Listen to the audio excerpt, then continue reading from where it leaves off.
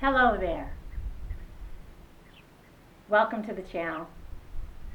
Yes, one last day we're at the Bitter Lake Wildlife National Wildlife Refuge.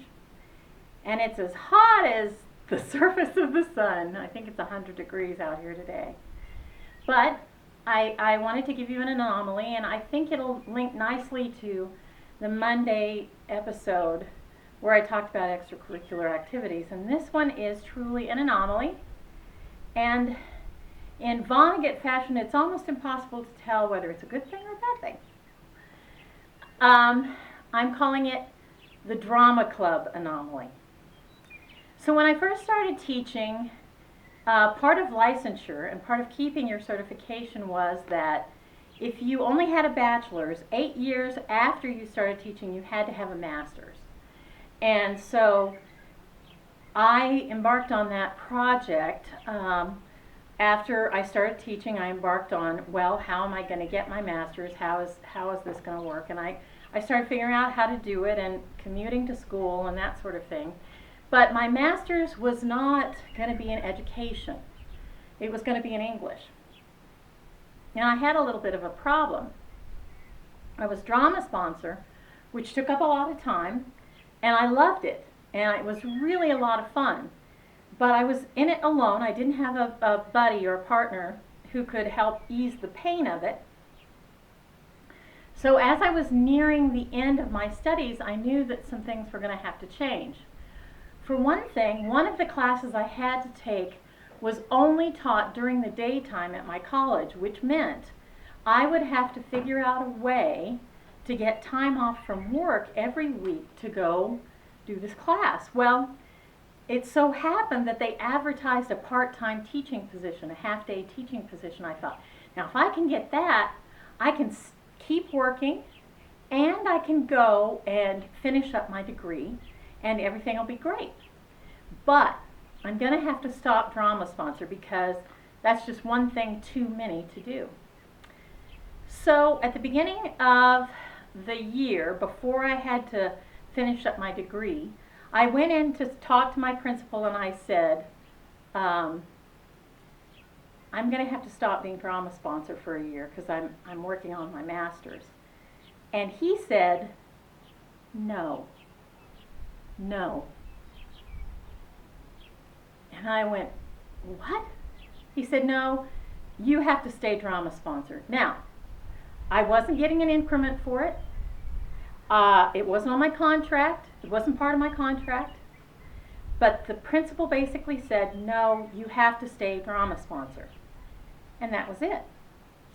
Now, I was a young teacher. I was a single woman.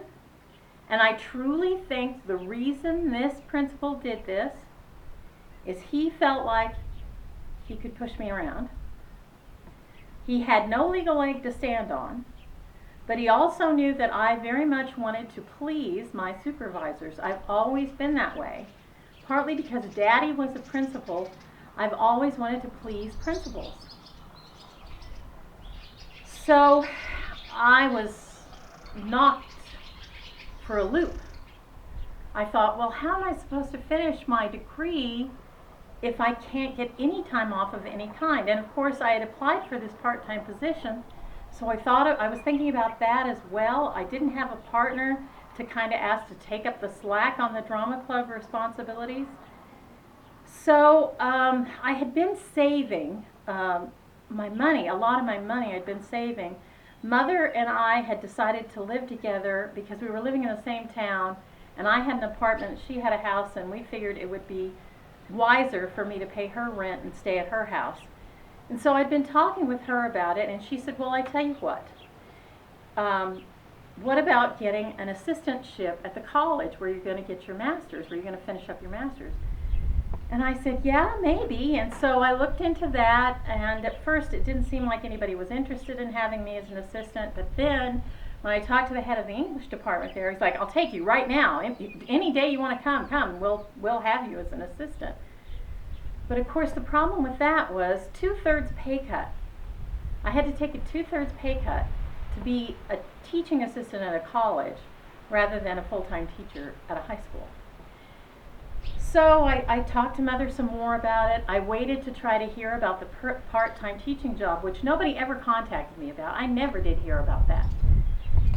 And so after much discussion and prayer and worry and concern, I was decided. I thought, okay, I'm taking the assistantship, and I told the college that I wanted it, and I'm going to quit my job. And then after I get my master's, I'll apply and find another job. I think that's the right way to go. Now, after I had asked to have time off from drama sponsorship, I didn't approach the principal about it any further when he said no. So it was about 6 weeks before the end of school, and I got a knock on my door during the school day. It was during a class. And I walked over, opened it up, and there was the principal outside my classroom door. And he said, I heard you're going to only teach part-time this coming year. Tell me that's not true. And I said, well, no, it's not true.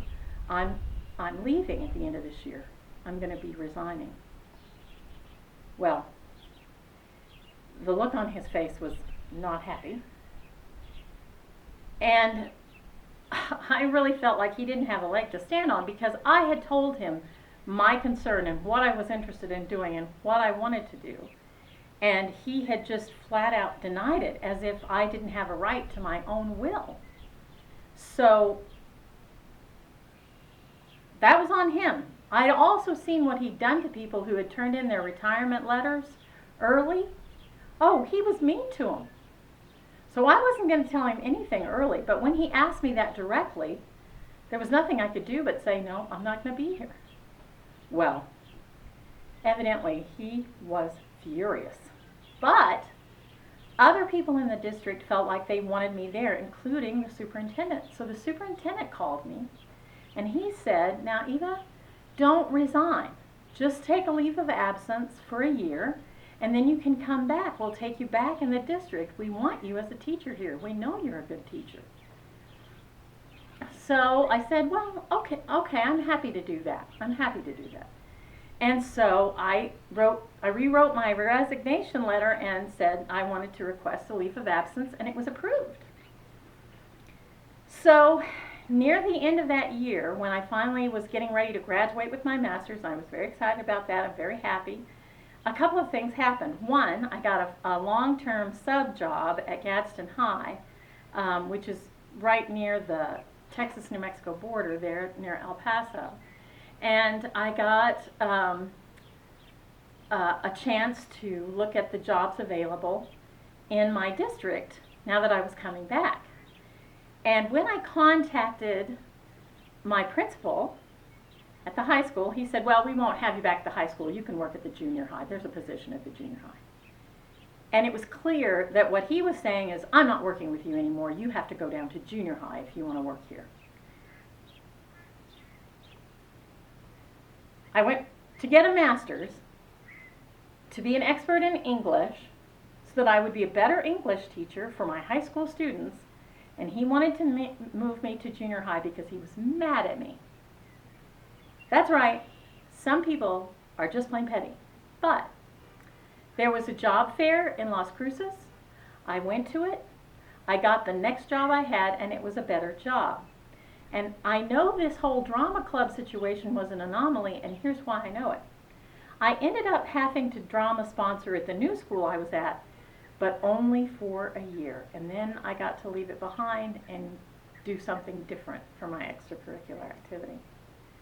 So was it bad news that that all happened? No. Was it good news? Maybe. It's hard to tell. That's what I like about some anomaly stories. You look at them and you think, well, how would my life have been different? I'll be honest with you. I think in the end it was good news. I think that where I am now is a better fit than the place I was before.